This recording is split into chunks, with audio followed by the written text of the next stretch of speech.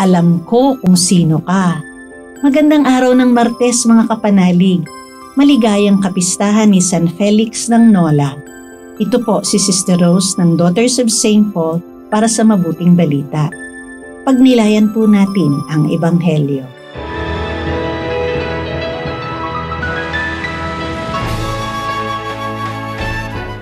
At pumunta sila sa Capernaum at nagturo siya sa sinagoga sa araw ng pahinga. Nagulat ang mga tao sa kanyang pangangaral, sapagkat nangaral siya ng may kapangyarihan, hindi gaya ng mga guro ng batas. May isang tao sa sinagoga na inaalihan ng isang maruming espiritu.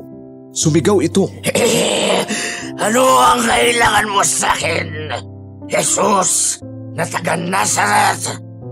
Para ipahamak kami kaya ka dumating. Alam ko kung sino ka, ang banal ng Diyos. Tumahimik at lumaya sa kanya. Matinding niyugyog ng espiritu ang taong yon, at pagkasigaw ng malakas ay saka lumabas. Talagang takang-taka ang lahat, at nag-usap-usap sila. Ano ito? Isang bagong pagtuturo na may kapangyarihan. Nauutusan niya kahit maruming espiritu at sinusunod nila siya. Oo nga. At lumaganap ang katanyagan niya saan man sa buong lupain ng Galilea.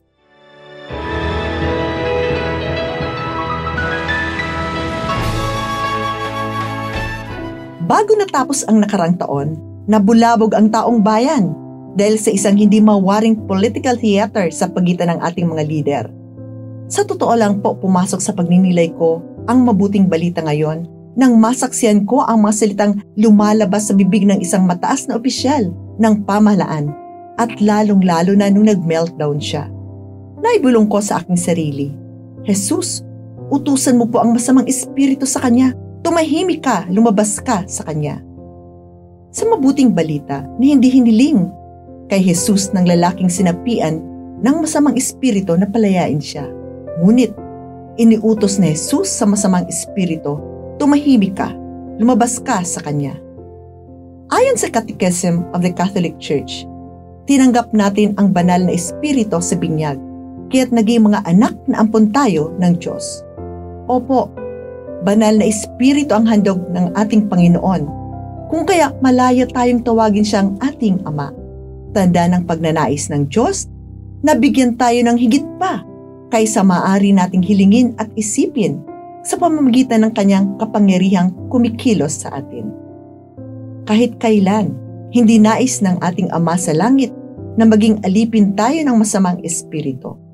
Kalooban ni Jesus na palayain tayo laban sa kasamaan at kasalanan.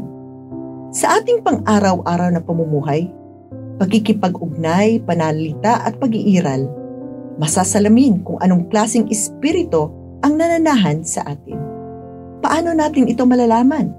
Sa kanyang sulat sa mga taga-Galasya, inisa-isa ni Apostol San Pablo ang bunga ng banal na espiritu: pag-ibig, kagalakan, kapayapaan, pagtitiyaga, kabaitan, kabutihan, katapatan, kahinahunan, at pagpipigil sa sarili. Binanggit rin niya sa parehong sulat ang mga bunga ng masamang espiritu o mga gawa ng laman: pakikiapid, kahalayan at kalaswaan, pagsamba sa Diyos-Diyosan, pangkukulam, pagkapuot, pag-aaway-away, pagsiselos, pagkakagalit at kasakiman, pagkakampi-kampi at pagkakabaha-bahagi, pagkainggit, pagpatay, paglalasing, walang habas na pagsasaya at iba pang katulad nito. Nagbabala si San Pablo, ang gumagawa naman ito ay hindi magkakaroon ng bahagi sa kaharian ng Diyos.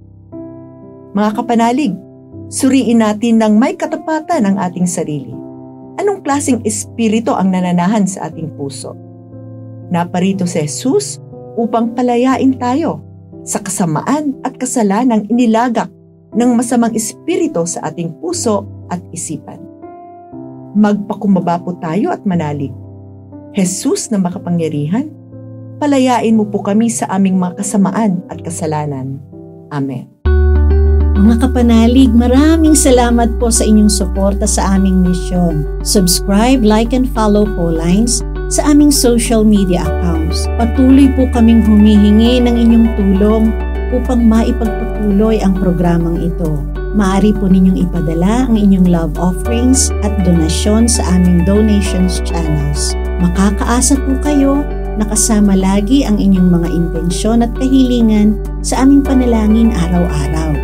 Ito pong muli si Sister Rose na nag-aanyaya sa inyong manalangin. Panginoon, gisingin nawang muli ng biyaya ng hubileo ang pagnanasa namin sa kayamanang makalangit. Tulungan mo kaming ipalaganap ang kagalakan at kapayapaan ni Kristong aming manunubos sa buong mundo.